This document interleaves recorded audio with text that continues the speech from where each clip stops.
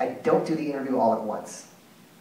There's a concept that I learned, and I learned this already, is that there's a concept in hypnosis called fractionation. I learned this while I was doing the game, which is if somebody hypnotizes someone and brings them into a trance, what they do is they'll then unhypnotize them, take them out of the trance, then they'll hypnotize them again and they go deeper into the trance. It's more than you need to know about hypnotism ever, but it's a concept called fractionation.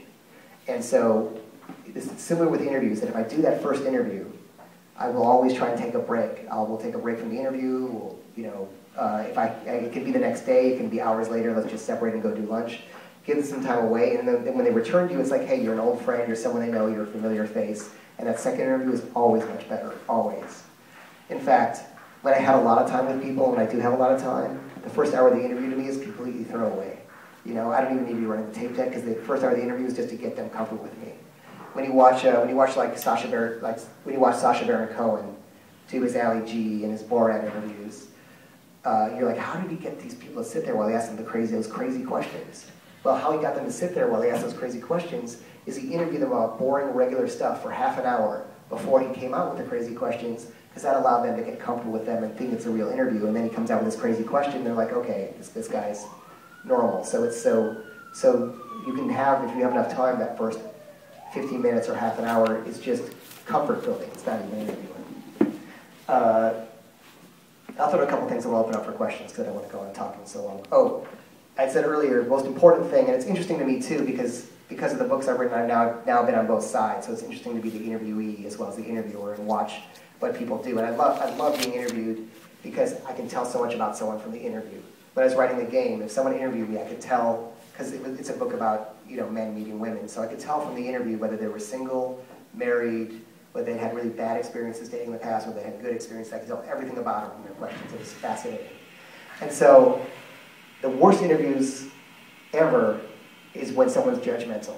Like I was watching that first Charlie Sheen interview with, I forget that reporter, the blonde woman, whoever, and she was so judgmental of him, and luckily he was sort of like narcissistically delusional enough to just sort of like still keep spouting.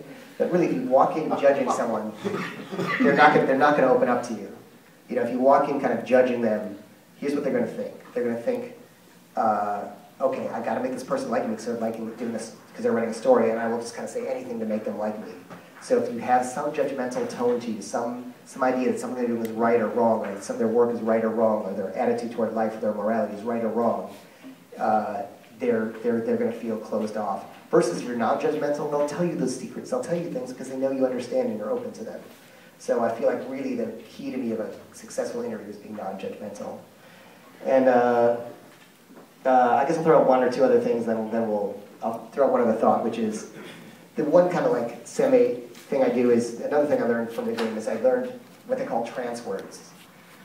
Trance words are when somebody's speaking.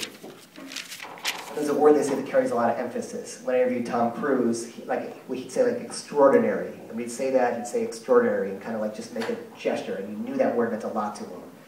Someone else could say, oh yeah, it was good, it was great, I had fun, but this was like, I had an extraordinary time doing this. So I knew that extraordinary was a key word that had like a lot of meaning to him, as well as the gesture that went with it.